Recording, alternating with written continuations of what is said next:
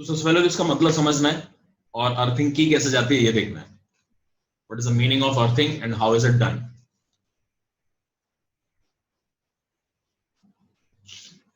तो अर्थिंग में आपके पास हमारा जो ग्लोब है earth, it is very large and अगर आप इतने बड़े लेवल पे इसको देखो, it is almost a conductor. Charges जो है ना वो यहां से यहां तक आराम से पहुंच जाएंगे, कोई दिक्कत नहीं होती इनको. It is almost a conductor, not a very good one, लेकिन ये कंडक्ट कर लेता है इलेक्ट्रिसिटी. अगर आप ओवरऑल इसका एटमॉस्फेयर भी कंसिडर कर लो, देन इट इज मोर और लेस न्यूट्रल. ऐसे भी जो बड़ी बॉडीज होती हैं यूनिवर्स में, they are more less neutral, तभी वो स्टेबल रह पाती है. तो अगर आप इसका एटमॉस्फेयर भी कंसिडर कर लो साथ में, तो ये मोर और लेस न्यूट्रल है. And it is neutral, by definition of our potential, इसका पोटेंशियल हम कितना ले सकते हैं? जीरो. के क्यू बाय आर होता है पोटेंशियल. ओवरऑल कोई चार्ज नहीं है इसके ऊपर, then it is zero. Potential is zero. अगर थोड़ा बहुत चार्ज इस ग्लोब के ऊपर आ भी जाए, जो कि एटमॉस्फेरिक इलेक्ट्रिसिटी यानी कि जो लाइटनिंग होती है उसकी वजह से आते रहता है, अगर थोड़ा बहुत चार्ज यहाँ पर आ भी जाए तो इसकी जो वोल्टेज है वो बहुत ज्यादा डिफर नहीं करती. It won't change much. Voltage में भी कभी थोड़ा सा चार्ज आ गया तो हो जाएगी 0.0000, बहुत सारी जीरो के बाद एक मान में भी. इफेक्टिवली मैं उसको जीरो ही बोल दूंगा. और जब भी आप किसी भी कंडक्टर को अर्थ करोगे, उसका potential will become zero. So when a conductor is earthed,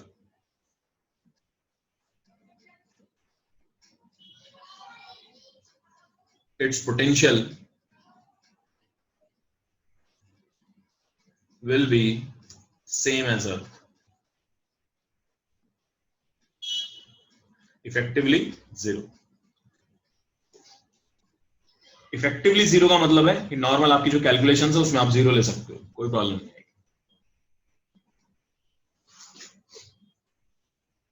earthing करी कैसे जाती है? अर्थिंग करने के लिए आप क्या काम करते हो? जमीन में एक बहुत ही गहरा सा गड्ढा खोदते हो और यहां पर कुछ कोल डालते हो. Coal, because coal is suppose to be a good conductor. ऊपर से आप इसमें थोड़ा बहुत पानी डाल दोगे, वाटर, और फिर एक बहुत लंबी सी लोहे की या किसी मेटल कंडक्टर की एक छड़ इसमें डाल दोगे अंदर, उसको दबा दोगे पूरा. अब आप किसी भी कंडक्टर को अर्थ करना चाहते हो तो इसके साथ कनेक्ट कर दो. This is a conductor. और अगर आपने इसको अर्थ किया है तो वो आराम से it will remain at zero potential. It will always remain at zero potential.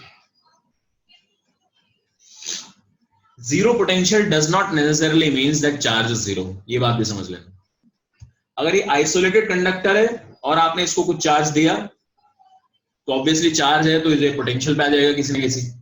और अगर अब आपने फिर इसको अर्थ कर दिया तो ये सारा का सारा चार्ज इसमें चला जाएगा, क्योंकि जब तक चार्ज जीरो नहीं है तब तक potential zero. So no doubt, अगर आइसोलेटेड कंडक्टर है, जो भी चार्ज दोगे सारा अर्थिंग में चला जाएगा. लेकिन ध्यान दो, बात हुई है पोटेंशियल जीरो होने की. V equal to zero is not identical to saying Q equal to zero. Because in certain cases, जैसे कि आपका मान लीजिए ये वाला केस है, ये कंडक्टर है, इसके अराउंड एक और कंडक्टर है, और मैंने अंदर वाले को मान लीजिए अर्थ कर दिया. This is how you show earthing. इस तरीके से आप एक बनाए तो जिससे कि ये पता लगता है अर्थिंग है. अब मान लीजिए इसमें आपने कुछ इसको चार्ज दे दिया, लेट्स से सम 10 माइक्रोकूलम्स. बाहर वाले को चार्ज दे दिया 10 माइक्रोकूलम्स.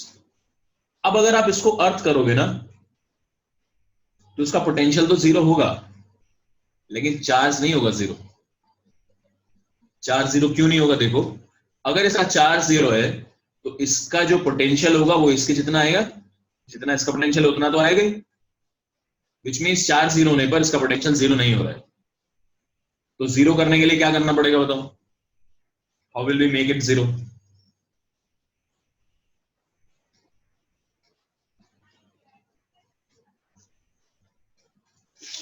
जीरो पोटेंशियल के लिए क्या होगा फिर?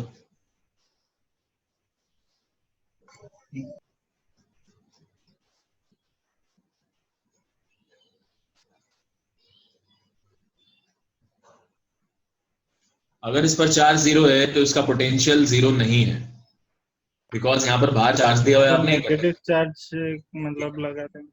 हाँ, तो ये कंडक्टिंग शेल है, अपने ऊपर इसके सरफेस पे जितना चार्ज होगा उतना ही चार्ज, जितना वोल्टेज होगा उतना ही अंदर बना देगा सारे में। तो इसकी वजह से क्या होगा, it will have a positive potential. इसको जीरो करने के लिए यहां से नेगेटिव चार्ज बाहर आ जाएगा, which is same as saying कि पॉजिटिव चार्ज अंदर चला जाएगा। सो इवन दो इस पर जीरो चार्ज है, स्टिल यहां से पॉजिटिव चार्ज उठ के अंदर चला जाएगा, and it will have a net negative charge. एक नेट नेगेटिव चार्ज तो बच जाएगा। अब इसका पोटेंशियल जीरो हो सकता है, क्योंकि बाहर वाले ने जितना पोटेंशियल यहां बनाया उतना ही जो है ये वाला चार्ज अपने ऊपर बना लेगा नेगेटिव में, and it will have a net zero potential. तो ध्यान से देखो, जीरो पोटेंशियल होने का मतलब जीरो चार्ज होना नहीं है।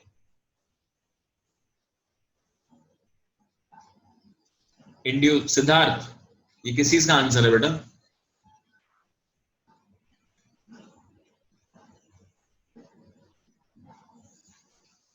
इंड्यू चार्ज हो, अभी कुछ भी ऐसी जरूरत नहीं है इसमें, जो भी हम पढ़ रहे हैं ना उसमें कुछ भी इस चीज की जरूरत नहीं है इंड्यूस चार्ज करने की।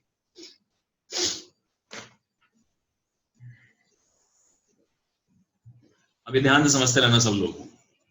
सो आपसे पहले ही क्वेश्चन तो मान लीजिए यही पूछा जा रहा है, लेट्स से कि भाई एक मेरे पास कंडक्टिंग शेल है, इसका रेडियस स्मॉल है, एक और शेल है, इसका रेडियस स्मॉल बी है, इस पर मैंने पॉजिटिव क्यू चार्ज दिया, इसको मैंने अर्थ कर दिया। Tell me the amount of charge on the inner sphere.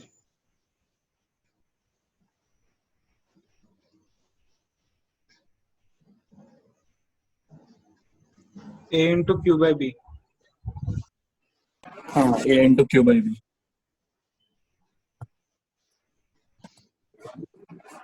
तो इसमें पोटेंशियल जीरो हो जाएगा, but there will be charge, positive की नेगेटिव?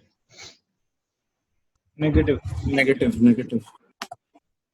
तो ठीक है, आप यहाँ पर पोटेंशियल लिखोगे पहले, तो जितना ये अपने सरफेस से बनाएगा उतना ही हर जगह बनाएगा। So I will write that its potential will be K capital Q by B. ये बाहर वाले चार्ज की वजह से यहाँ पर पोटेंशियल है। We are writing the potential on the inner sphere, plus इस पर कुछ चार्ज आएगा मे बी क्यू, तो आप लिखोगे k Q by a, and ये total potential must be equal to zero. तो यहां से आपके पास क्यू का वैल्यू आ जाएगा capital Q B by A in negative.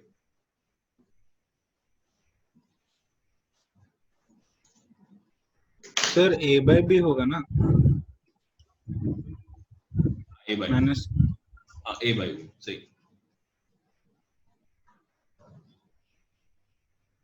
A upon.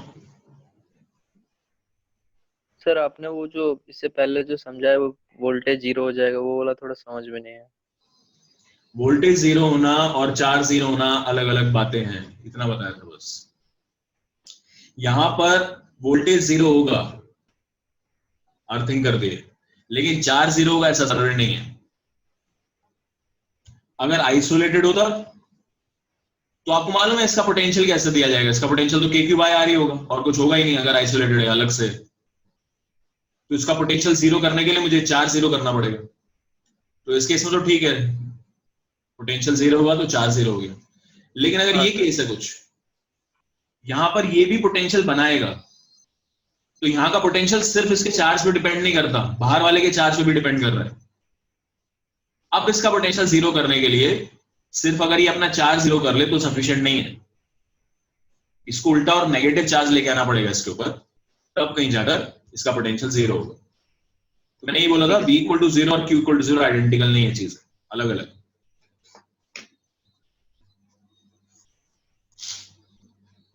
आपको ये क्वेश्चन समझ में आ गया सबको?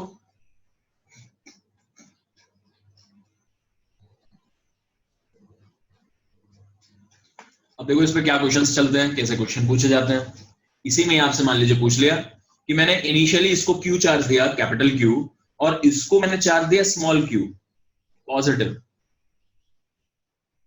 Now as soon as I earth it, what will be the charge that flows into the earth?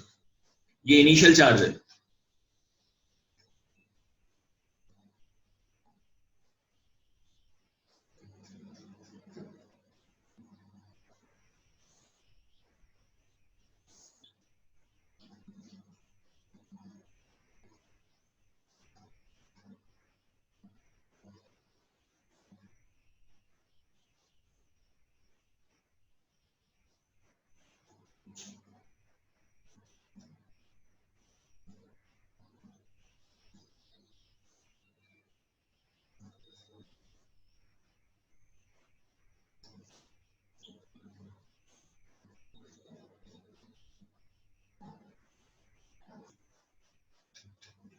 कोई बॉडी से अगर आप ये पूछे कितना चार्ज निकल गया, charge it has gone out of the body, तो how will you write that charge? Sir एक मिनट दीजिए.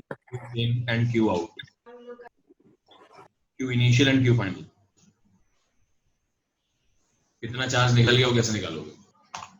देख लीजिए.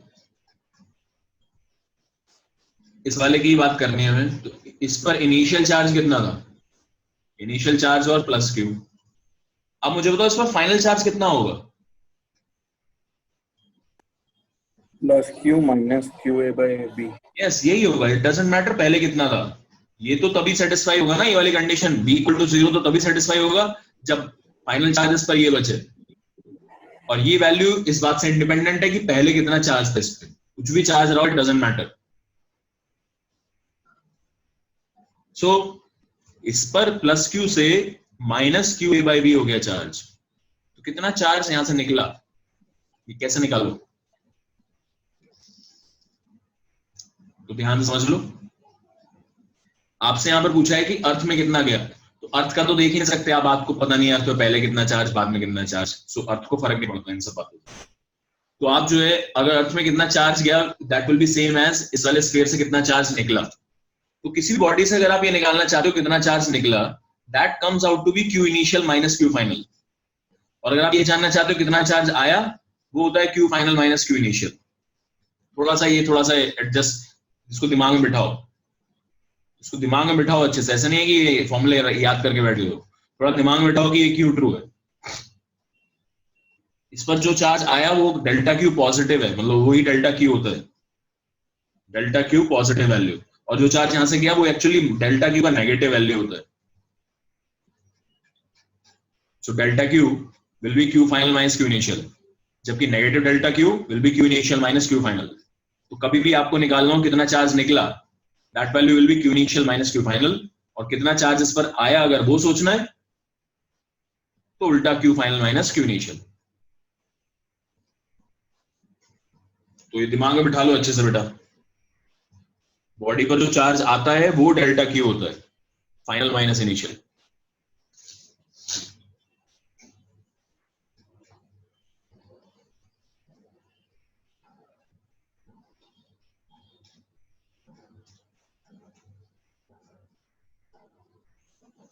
तो ये क्वेश्चन था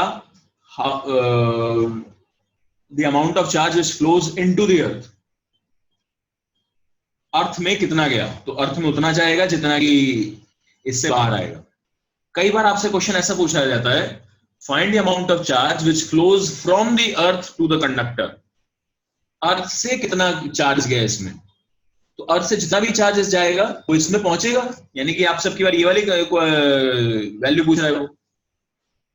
now your answer will be Q final minus Q initial. यानी कि अब क्या आंसर देते आप, minus Q A by B minus Q. This would have been your answer अगर क्वेश्चन ये होता find the amount of charge which flows from the earth to the conductor. और जो मैंने आपसे अभी क्वेश्चन पूछा उसका आंसर क्या होगा, जस्ट पॉजिटिव नेगेटिव का डिफरेंस है और कुछ नहीं. Q A by B plus Q, ये अभी इसका आंसर है. और ये अगर क्वेश्चन को चेंज कर देते, अर्थ से कितना चार्ज आया तो इतना चार्ज आया. ये सोचो, और इसमें अगर कोई सी चीज में डाउट है तो पूछो.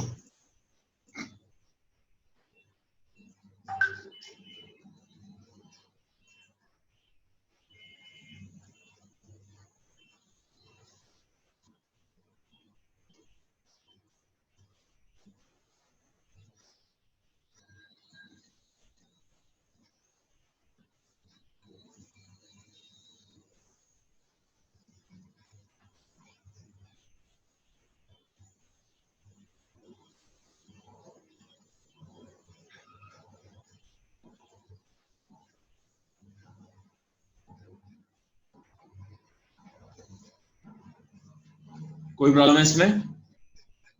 Sir to find out the charge final हमें चार्ज चार्ज फाइनल फाइनल, हाँ हाँ, हाँ तो इनिशियल चार्ज को इग्नोर करना पड़ेगा। हाँ जिसको आपने अर्थ किया, जिसको भी आपने अर्थ किया है ना, उस पर अर्थ करने से पहले कितना चार्ज था, इनिशियल कितना चार्ज था, इट वोंट मैटर, क्योंकि चार्ज तो चेंज हो जाएगा यहाँ पर। तो आप इस पर इनिशियल कुछ भी आओ भूल जाओ उसको। अच्छा, मैंने शायद ये कैलकुलेशन यहाँ पर स्मॉल क्यू से करी थी, इसलिए प्रॉब्लम हो सकती है शायद, बट इनिशियल चार्जेस पर क्यू था मान लो, और बाद में चार्ज हो गया क्यू डैश, लेट अस से बाद में चार्ज हो गया क्यू डैश, तो आप कैलकुलेशन ऐसे करोगे, this plus this equal to ये, और ये क्यू डैश की वैल्यू आ जाएगी। समझ रहे बात? So final charge is Q dash which will be independent of the initial charge. Initial charge से कोई फर्क नहीं पड़ने वाला, इसकी वैल्यू चाहे 5 कूलाम होती तो भी क्यू डैश यही आता, इसकी वैल्यू चाहे 10 कूलाम होती तो भी क्यू डैश इतना ही आता। डिफरेंस आता आपके इस वाले आंसर में कि कितना चार्ज चला गया, कितना चार्ज आ गया। फाइनल चार्ज आप हमेशा ऐसा निकालोगे, इनिशियल चार्ज उस बॉडी पे ध्यान नहीं देना। क्लियर जब तक नहीं होगा तब तक करते रहेंगे इसको। तो ये हमारे पास फिर से 2 कॉन्सेंट्रिक शेल दिए मैंने आपको। मैंने अब की बार इसको प्लस क्यू चार्ज दिया है, स्मॉल क्यू, ये ए है, बाहर वाला पी है, तो इसको कैपिटल क्यू दिया है। और ये सब करने के बाद मैंने क्या काम करा, इसको अर्थिंग कर दी।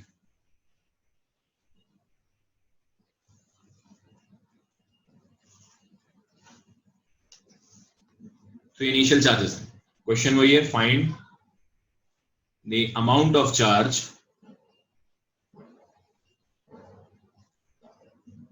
which flows from earth to conductor after the key is closed। ये की के है, जब हमने की को क्लोज कर दिया तो कितना चार्ज यहां से बह जाएगा। सर आपको आंसर भेजा प्राइवेट में। मैं अभी बताता हूं, देखो आंसर को भी याद पता नहीं, आंसर तो लेटर के आएंगे, याद तो रहते नहीं है। इवन एनी हाउ देखते हैं, ये मेरे को यहाँ का पोटेंशियल 0 करना है after the key is close. तो आफ्टर की इज क्लोज मान लीजिए फाइनल चार्ज इस पर जो आया वो क्यू डैश आया, फाइनल चार्ज है, इनिशियल चार्ज ये था, फाइनल चार्ज ये है। तो क्यू डैश का वैल्यू कैसे निकलेंगे, यहाँ का पोटेंशियल लिख रहा हूं मैं अब।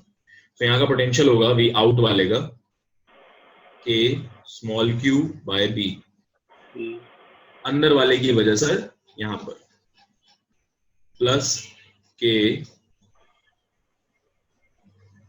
Q dash by B,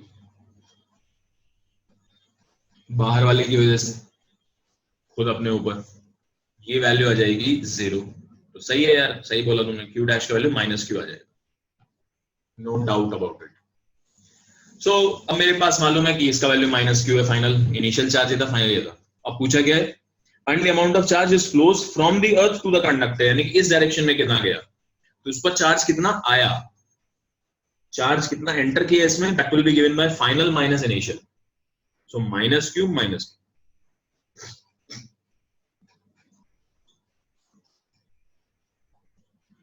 charge into a body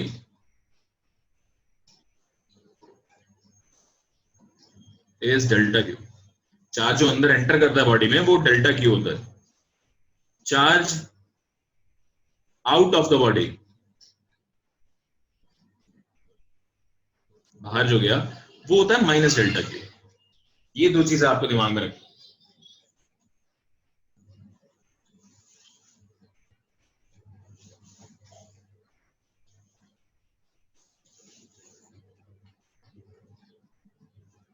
यहां तक किसी को डाउट है क्या? अब कहां है उस पे, तुम्हें इनिशियल पोटेंशियल 0 को ही करना होगा, इसका इनिशियल पोटेंशियल को ही निकालना है, तुम्हें फाइनल निकालना है,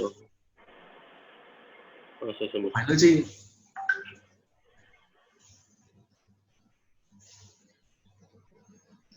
तो बाद में अच्छा, और ये जो क्यू डैश का वैल्यू है ये इनिशियली कितना चार्ज था इसके ऊपर, इस बात से इंडिपेंडेंट होगा।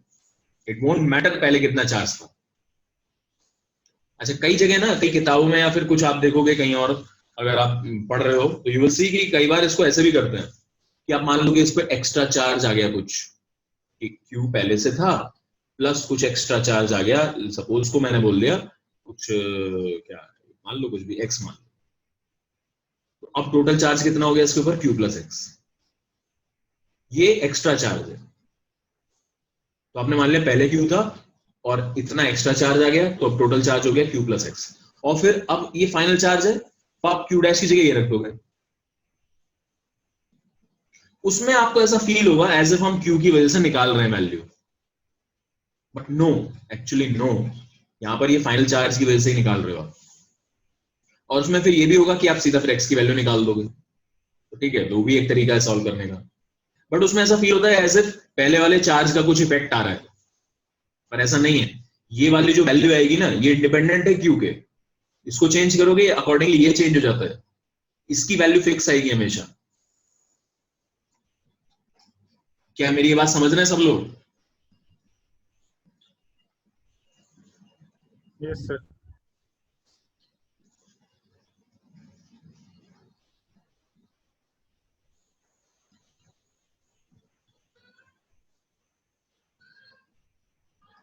सो अगर आप इंस्टेड ऑफ राइटिंग की चलो फाइनल चार्ज ये हो गया क्यू डैश मान लिया मैंने, आपने सोचा कि जितना चार्ज एक्स्ट्रा आया वो मैं एक्स मान लेता हूँ, तो टोटल चार्ज हो जाएगा क्यू प्लस एक्स। तो बेसिकली हम ये कर देंगे कि इनिशियल जो चार्ज है उसको इग्नोर करके जो फाइनल चार्ज से पोटेंशियल लिखते हैं।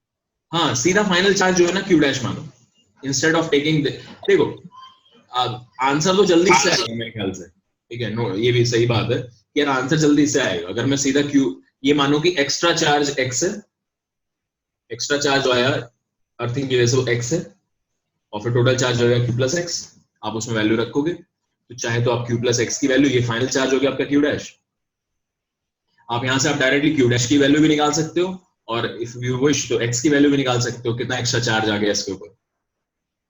बट वहां पर एक कंसेप्चुअली एक दिक्कत ये आ जाती है दिमाग में कि क्यू की वजह से इनिशियल जो चार्ज है उसकी वजह से भी कुछ पोटेंशियल आ रहा है, बट एक्चुअली नो, जो पोटेंशियल आएगा बाद में वो इस टोटल की वजह से आएगा, जिसमें क्यू डैश से कोई फर्क पड़ता नहीं है। क्यू डैश और एक्स आपस में रिलेटेड होंगे, बट ये टोटल वैल्यू जो है it is independent of either Q और एक्स। ये वैल्यू तो सिर्फ इसके शेप पे अंदर कितना चार्ज है उन सब बातों पर डिपेंड करेगी। 3 बना के दे दिया आपको, इसमें कोई बड़ी बात तो है नहीं, 3 बना दिया मैंने, बताओ किसको पहले, और चार्जेस भी ऐसे, ये रेडियस R1 R2 R3, और इनिशियल चार्ज भी सब पे दिया हुआ है Q1 Q2 Q3। अब बारी बारी से एक एक आपको में भी हो सकता है अंदर और सबसे अंदर वाला अर्थ कर दे, हो सकता है ये वाला अर्थ कर दे, हो सकता है ये वाला अर्थ कर दे, तो कोई एक करते हैं, बताइए कौन से वाले को अर्थ किया जाए, 1 2 3 Q2 2 2 3 अबे 2 कर देना, दोनों तरफ से हो जाएगा। बात भी सही है। क्या हो जाएगा? सर Q2 ठीक है चलो 2 जो है सब लोग बोल रहे हैं 2 को कर देते हैं अर्थ। 2 को अर्थ करने से Q1 Q3 पे कोई फर्क नहीं पड़ने वाला, Q1 और Q3 तो मतलब चार्ज की वैल्यू बोल रहा हूं मैं, तो चार्ज की वैल्यू Q1 और Q3 सेम रहेंगी, Q2 को भूलना पड़ेगा आपको। अब आपने इसको अर्थ किया तो Q2 की बजाय यहां पर आप एक नया चार्ज मानोगे Q dash, this is the final charge after earthing, और सिर्फ यहां का पोटेंशियल मैं 0 करूंगा। देखिए V2 बोल रहा हूं मैं उसको, वो कितना होगा कि Q1 by R2, this is the potential due to this inner charge, आपको R2 डिस्टेंस पर चाहिए real plus K Q dash divide by R2, ये है इस वाले चार्ज की वजह से यहां पर पोटेंशियल खुद इसके ऊपर, प्लस बोलो और क्या आएगा टर्म, इतना ही। बाहर वाले के लिए तो अंदर मतलब नहीं आएगा ना। नहीं आएगा, फील्ड की बात नहीं चल रही, इलेक्ट्रिक पोटेंशियल की बात चल रही हाँ है। पोटेंशियल। तो इसको ना ध्यान रखा करो, ये बहुत जल्दी इसमें कंफ्यूजन आ जाता है, फील्ड जीरो होती है और पोटेंशियल वही होता है। हमेशा सोच लिया करो कि हमने एक बार सॉल्व करके ठीक किया या नहीं। बोलो। A Q3 by R3.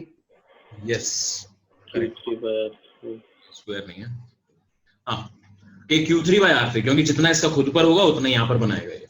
तो इस तरीके से आपके पास एक सिचुएशन आई और यहाँ से सीधा Q डैश का वैल्यू निकलेगा, कोई प्रॉब्लम नहीं है इसमें। बोले बात समझ में आती है सबको?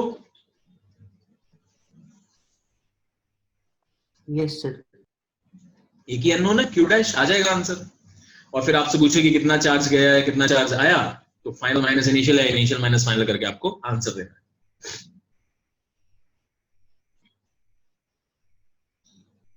अब इसी में इस क्वेश्चन को थोड़ा सा और इंटरेस्टिंग बनाने की कोशिश करते हैं। नाउ अर्थिंग के साथ साथ हमने एक काम और किया, हमने इन दोनों को कनेक्ट कर दिया, अंदर वाला और बाहर वाला, इन दोनों को कनेक्ट कर दिया।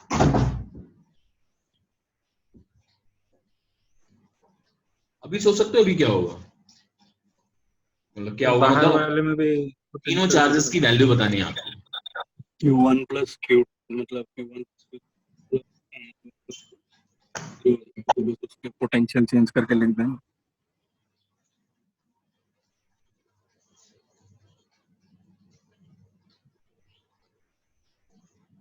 सर अंदर और पूरा बाहर का पोटेंशियल इक्वल होगा और बीच वाले का 0 होगा।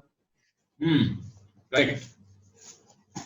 और अब सबसे बड़ी बात, अब आपके तीनों ही चार्जेस अननोन है, तो मैं ना इसको अभी Q2 डैश ही बोल देते क्योंकि तीनों ही अननोन हो गए। इसमें नया चार्ज आया Q2 डैश, इसमें आया Q1 डैश, इसमें आया Q3 डैश। अब मेरी इक्वेशन क्या होगी देखो, जीरो वाली, ये वाली तो इक्वल टू जीरो है, ये वाली इक्वेशन हो जाएगी, यहाँ Q2 आ जाएगा, यहाँ Q1 डैश और ये Q3 डैश। ये इक्वेशन समझ में आती है, नई इक्वेशन। और फिर मैं यहाँ का पोटेंशियल और यहाँ का पोटेंशियल इक्वेट करूंगा, तो बाहर का पोटेंशियल कितना है, एक इक्वेशन वहां से आएगी, तो बाहर का पोटेंशियल कितना है, सबसे बाहर वाले का, उसका वैल्यू होगा कि Q1 dash plus Q2 dash plus Q3 dash, और सभी के लिए रेडियस वही बनेगी R3। बोलो बच्चों, ये समझ में आएगा क्या सबको? ये बाहर का पोटेंशियल है, जबकि अंदर वाले के लिए पोटेंशियल क्या होगा, इक्वल टू लिखोगे कि Q1 dash by R1 plus Q2 dash by R2 plus Q3 dash by R3। ये पोटेंशियल होगा सबसे अंदर वाले के लिए। तो एक इक्वेशन ही आ गई, एक इक्वेशन ही आ गई। अननोन है 3, इक्वेशन है 2, एक और इक्वेशन बोलो कहां से आएगी? एक इक्वेशन कंजर्वेशन ऑफ चार्ज से आ जाएगी। यहां पर चार्ज प्लस बाहर वाला चार्ज, वो चेंज तो ही होगा, टोटल इनके दोनों का सम, इंडिविजुअल वैल्यू चेंज होगी बट टोटल तो सेम रहेगा। So Q1 plus Q3 equal to Q1 dash plus Q3 dash. एक इक्वेशन ये आएगी।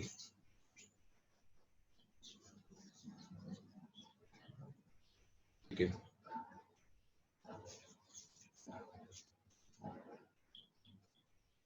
चार्जेस दिए मैंने इसके ऊपर, कुछ इंडिविजुअल चार्जेस दिए, मान लो Q1 Q2,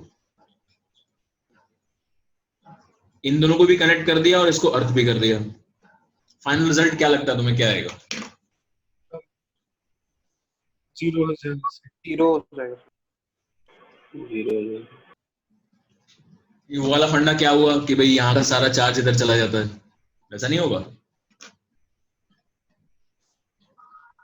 सर सारा चार्ज अर्थ को चला जाएगा। यस, ओके, ठीक, करेक्ट है, बिल्कुल सारा चार्ज इसमें अर्थ को ही जाएगा, तभी इसका पोटेंशियल 0 बनेगा। क्योंकि अगर यहाँ पर भी कुछ चार्ज बचता है और यहाँ पर भी कुछ चार्ज बचता है, तो दोनों में से एक चीज जो है वो अनट्रू रहती होगी, या तो दोनों का पोटेंशियल सेम नहीं हो पाएगा या फिर इसका 0 नहीं हो पाएगा। सो सिर्फ एक ही कंडीशन है, दोनों पर 0 चार्ज, तभी जो है यहाँ का 0 भी होगा पोटेंशियल और इन दोनों का इक्वल भी होगा। अल्टीमेटली ना ये सेइंग कि हर जगह का पोटेंशियल 0 है, तो तभी होगा जब टोटल चार्ज भी 0। सेम गोज फॉर कि अगर इसको अर्थ ना करके बाहर वाले को अर्थ किया होता तो भी सेम रिजल्ट, ठीक है। और इसमें देखिए क्या बनती हैं चीजें। टाइम कितना है हमारे पास? 15 minutes. 30 मिनट है, हाँ आधा घंटा है ना अभी तो, ठीक। ऑलराइट, चलो तो हम और चलते हैं। ये तो हो गए आपके कंसेंट्रिक शेल्स के ऊपर क्वेश्चंस हो गए कुछ, अर्थिंग करी आपने इसमें। अब कुछ फंडे होते हैं जो कि आप यूज करते हो इन पैरेलल प्लेट्स। तो हम पढ़ रहे हैं सिस्टम ऑफ पैरेलल प्लेट्स।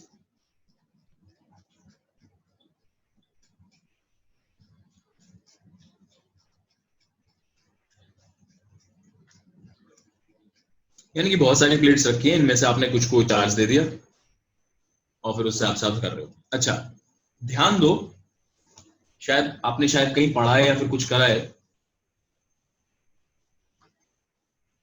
पहले भी कोई बोला था इंड्यूस चार्ज देख लो। अभी तक भी हमने यहाँ पर ऐसा कुछ नहीं किया था कि भाई ये चार्ज यहाँ पर प्लस क्यू है इस पे, तो इसमें शेल में अंदर माइनस क्यू आएगा, बाहर प्लस क्यू आएगा, फिर कुछ अलग भी, वो सब नहीं करा हमने अभी तक, बिकॉज उसका रिक्वायरमेंट अभी तक नहीं आया है। इनफैक्ट इसका रिक्वायरमेंट सिर्फ तभी आता है जब स्पेसिफिकली क्वेश्चन पूछे आपसे कि बताइए इनर साइड पर कितना चार्ज इंड्यूस होगा, बाहर वाली साइड पर कितना चार्ज इंड्यूस होगा। अगर आपसे वो क्वेश्चन नहीं पूछा है, सिंपली इलेक्ट्रिक फील्ड और पोटेंशियल पूछा है, यू डोंट नीड दिस। ये अलग अलग चार्ज से को आपको सेपरेट कराने की जरूरत नहीं है, अलग अलग चार्ज डिस्ट्रीब्यूट कितना हुआ उसकी जरूरत नहीं है, बिकॉज अल्टीमेटली ये दोनों, अगर थिन शेल्स की बात चल रही है तो ये दोनों चार्जेस अगर आप सोचोगे तो ये दोनों चार्जेस में ये एक ही जगह पर है दोनों चार्जेस, मतलब ये थिन शेल है क्योंकि, तो इनर वाला सरफेस और आउटर वाला सरफेस ऑलमोस्ट एक ही जगह पर है, तो ये चार्ज डिस्ट्रीब्यूशन से इलेक्ट्रिक फील्ड एंड पोटेंशियल पे कोई फर्क नहीं आने वाला।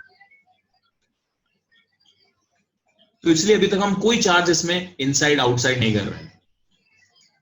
कब फर्क पड़ता है वो एक बार ये मैं बता देता हूं आपको, चलो ये चीज मैं बता देता हूं कब फर्क पड़ता है, कब जरूरत पड़ती है। या फिर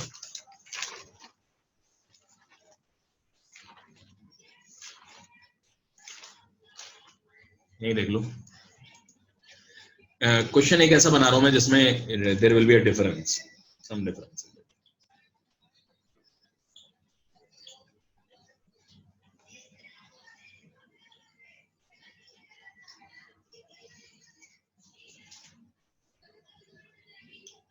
This is a thick conductor,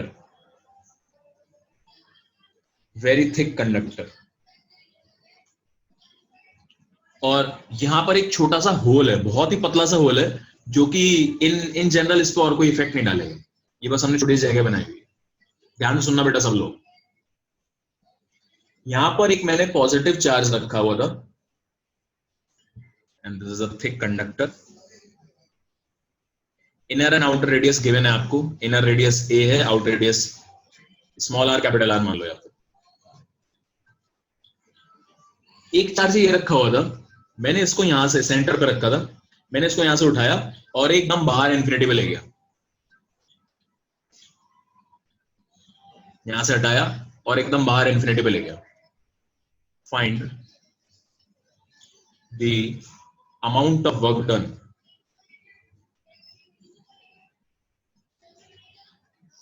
यहां से कहां ले जाना है, infinity, from centre to infinity.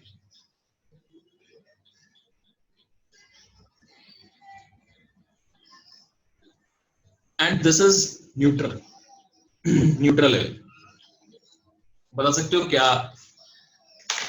के Q R minus R upon R R. अच्छा इसको अलग अलग ही लिखो पहले। सबसे पहली बात तो बेटा इसमें ना क्यू स्क्वायर आएगा, अंकित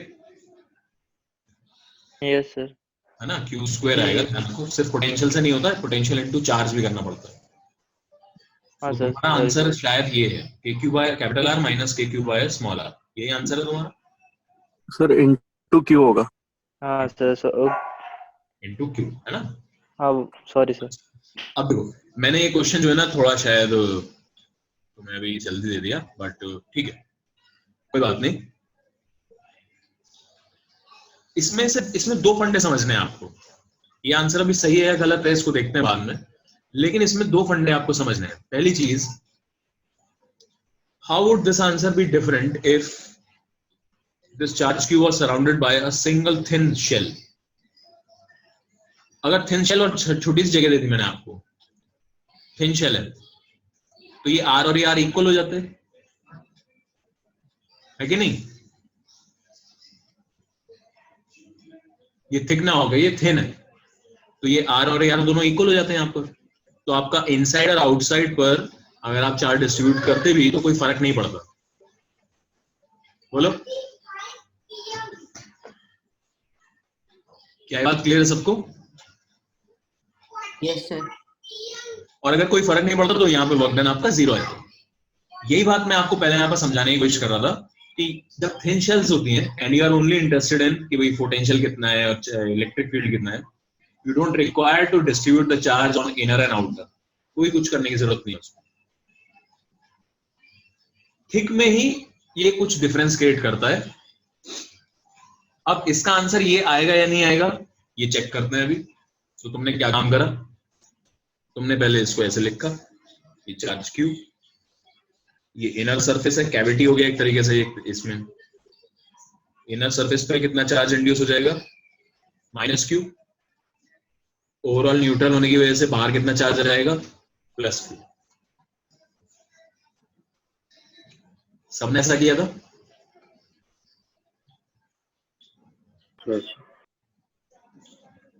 और अब ध्यान से समझना ये चीज।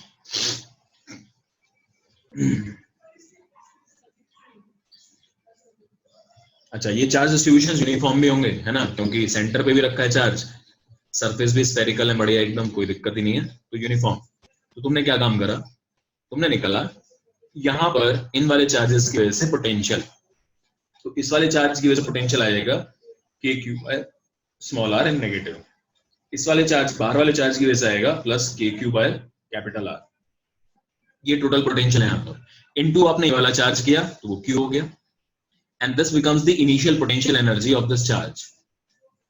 और फिर तुमने क्या काम करा उसके बाद, इसको ले गए इन्फिनिटी पर। इन्फिनिटी अब आपको मालूम है जीरो होता है, कोई प्रॉब्लम नहीं, तो जीरो गया। और फाइनल फिर आप करोगे final minus initial. So you are taking it from centre to infinity, तो यानी कि जीरो माइनस दिस वैल्यू, ये हो गया पोटेंशियल एनर्जी एट सेंटर। ऐसा करने से you have not given me the correct answer for this one.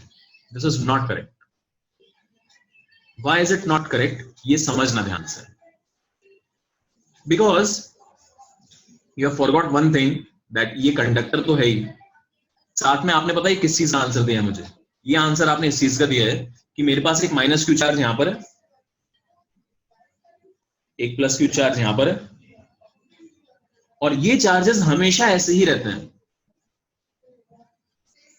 यानी कि ये सेंटर पे रखा हुआ था पहले, जब मैं इसको इन्फिनिटी पे ले गया तो ये चार्जेस यहीं रह गए एज इट इज, और ये वाला उठ के बस इन्फिनिटी पे जा चुका है। तो आपने मुझे यहां से यहां तक का आंसर दिया है। यहां पर ये वाला चार्ज सेंटर पे और यहां पर अभी इन्फिनिटी पे। लेकिन मुझे बताओ, क्या फाइनल सिचुएशन ऐसी ही रहेगी कि माइनस चार्ज अंदर रह जाएगा, प्लस चार्ज बाहर रह जाएगा और ये इन्फिनिटी पे? क्या फाइनल सिचुएशन ये है?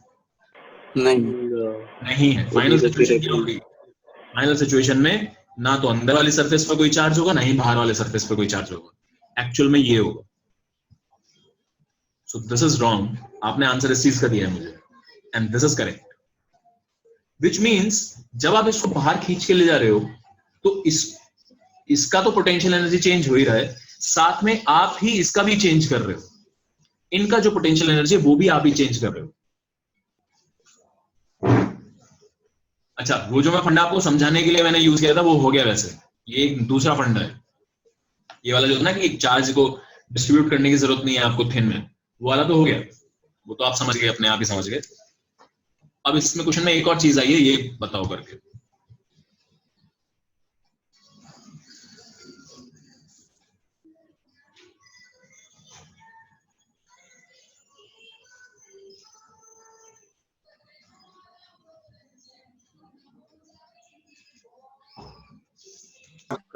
Yes yes yes yes yes.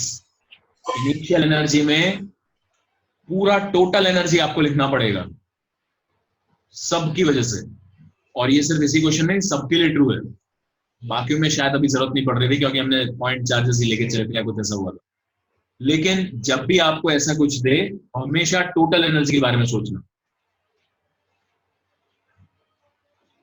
So total energy क्या होगी, सारे ध्यान से देखना। Total energy will be the sum of self energy plus interaction energy. क्यों मैं ले रहा हूं दोनों चीजें, मैं इसको एक अलग सिस्टम मान रहा हूं, ये एक अलग सिस्टम है, ये एक अलग सिस्टम, ठीक है, ये पूरा। तो इसकी सेल्फ एनर्जी प्लस इसकी सेल्फ एनर्जी प्लस इसकी सेल्फ एनर्जी प्लस इन दोनों का इंटरेक्शन प्लस इन दोनों का इंटरेक्शन प्लस इन दोनों का इंटरेक्शन।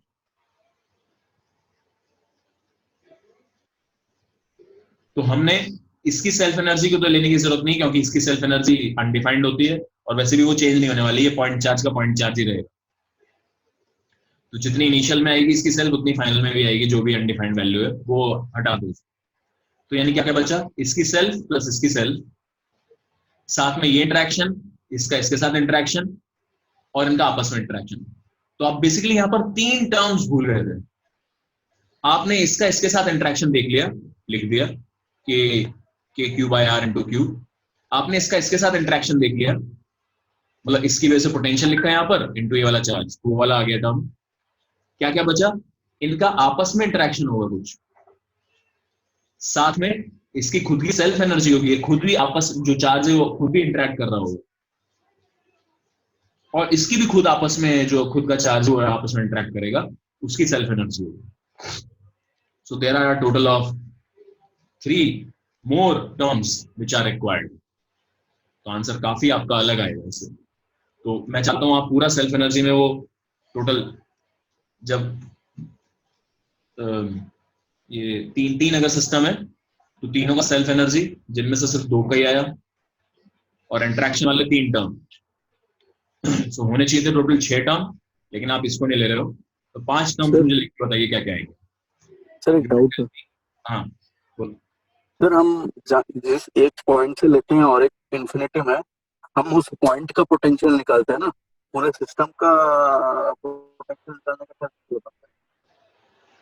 हाँ बिल्कुल, तो सर उस पॉइंट का पोटेंशियल बनाएंगे तो वो तो नॉर्मली बिल्कुल सही है, इस पॉइंट का पोटेंशियल और -0 करके तुमने, लेकिन वहां जाएगा गलत क्योंकि वो आपने आंसर इसका निकाला होगा। यहां से यहां तक के लिए सही आ जाएगा। ओके। अगर ये चार्जेस ऐसे के ऐसे ही रह जाते है ना, तो सही आता। तो समझने की कोशिश करो, देखो इसको समझो, इसको देखो। अगर मैं आपको मान लीजिए एक सिंपल केस लेके चलता हूं, मान लीजिए ये न्यूट्रल, दिस इज न्यूट्रल, और एक पॉइंट चार्ज में इंफिनिटी से लेके आ रहा हूं यहां तक। तो अगर आप नॉर्मली सोचोगे कि अगर ये न्यूट्रल चार्ज न्यूट्रल ही रहे, हमेशा हर जगह न्यूट्रल रहे, नो इंडक्शन, तो आपको कोई वर्क डन नहीं करना पड़ेगा, सोचो तो, क्योंकि कोई पोटेंशियल नहीं बना रहा कहीं भी, तो कोई वर्क डन नहीं करना पड़ेगा। लेकिन एक्चुअल में क्या होगा, एक्चुअल में होगा जब आप ये कंडक्टर लोगे तो यहाँ पर इसके पास आने तक ये चार्ज डिस्ट्रीब्यूशन हो जाएगा, रीडिस्ट्रीब्यूट हो जाएगा। अगर चार्ज रीडिस्ट्रीब्यूट होता है तो उसमें भी एनर्जी का रिक्वायरमेंट होता है कुछ ना कुछ। हालांकि यहाँ पर क्या है, अट्रैक्टिव फोर्स ही आती है, तो ये खींचना शुरू कर देगा इसके पास, अट्रैक्टिव फोर्स लगनी शुरू हो जाएगी, तो आप रोक के लाओगे, धीरे धीरे नेगेटिव वर्क करोगे।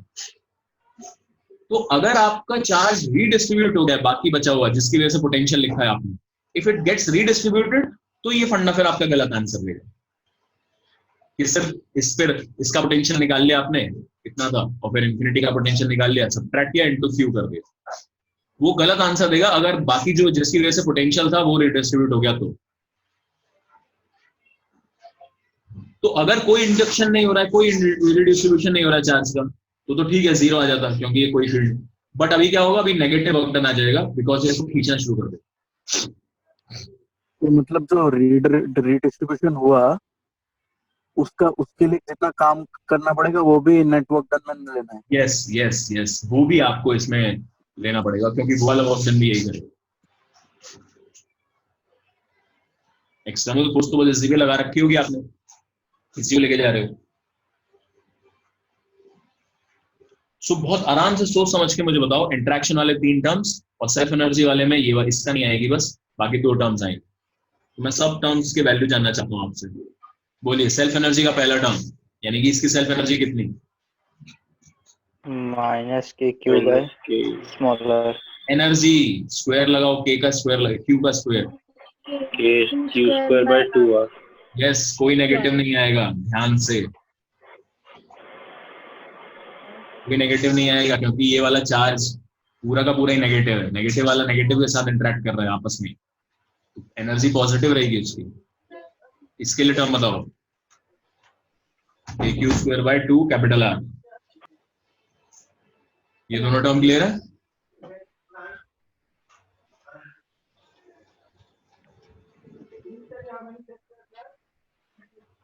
नाउ थर्ड टर्म में मैं मान रहा हूं इसका इन दोनों का इंटरेक्शन,